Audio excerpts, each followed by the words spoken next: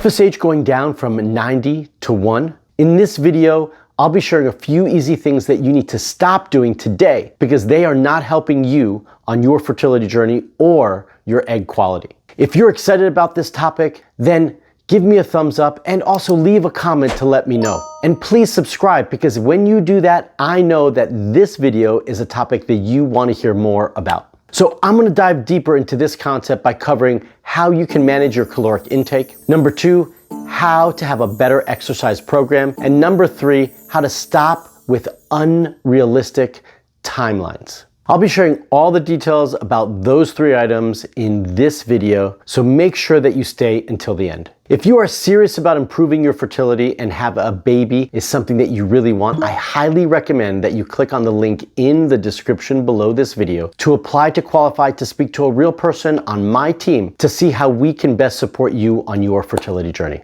Now let's get started with this video.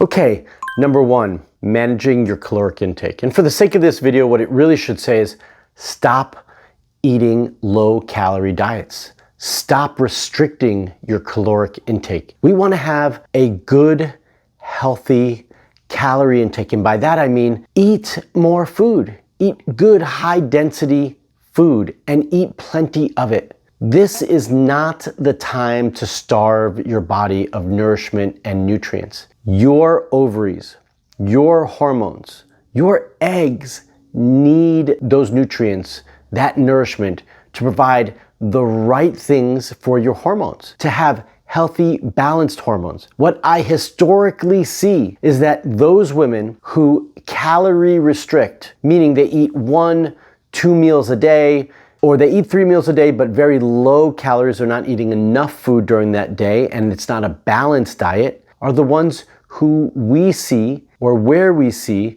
their FSH levels go up, and the quality of their eggs go down.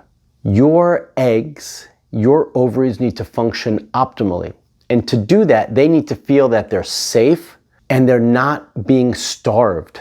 So we need to make sure that we are providing them with all the nutrients and nourishment that they need.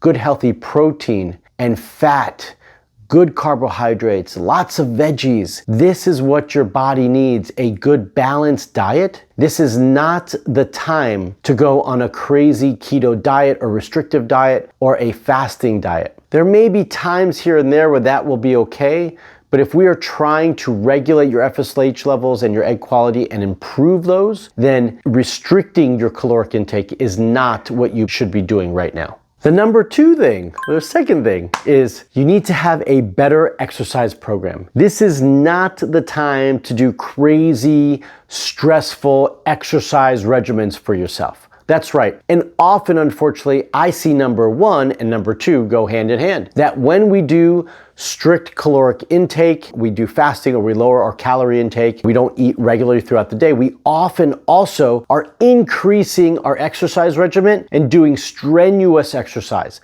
Because often when we're doing this, we're trying to lose weight and we want to be mindful of our weight and so forth. And so I often see these 2 things go hand in hand. And what that does is compound one wrong thing with another wrong thing, which makes it worse. This puts much more stress on our body and our nervous system, puts you into a fight or flight response, and so your body responds because now it thinks it's being starved and it's stressed and needs to survive. So those 2 things are not conducive to reproduction and having good egg qualities and getting pregnant. So we need to back off on that. I'm not saying you shouldn't be exercising. You absolutely should. But we need to have moderate exercise. Maybe 30 to 45 minutes every day or an hour every other day. And you're going for a good, nice, healthy walk, not walking the dog who's smelling the roses. You're going for a purposeful walk with a mission because you want to sweat and you want to move, right? But it's in moderation and it's realistic. And on top of that, then you're also making sure that you're staying hydrated, that you're eating well, that you're nourishing your body. All of those things send the right signal to your ovaries and to your eggs that this is the right time to reproduce, that we're going to produce good quality eggs and we're going to have balanced hormones. Okay, number 3, stop with the unrealistic timelines. What do I really mean by that? Well, You all are looking for changes in your FSH and your egg quality, and you want to see all of those changes at the snap of a finger. You expect to see those changes quickly. And odds are it took some time to get to the place you are today, whether your FSH is too high or your egg quality is not ideal or whatever other circumstances are around. Those things didn't happen overnight, which means the changes that you want to see are also not going to happen overnight.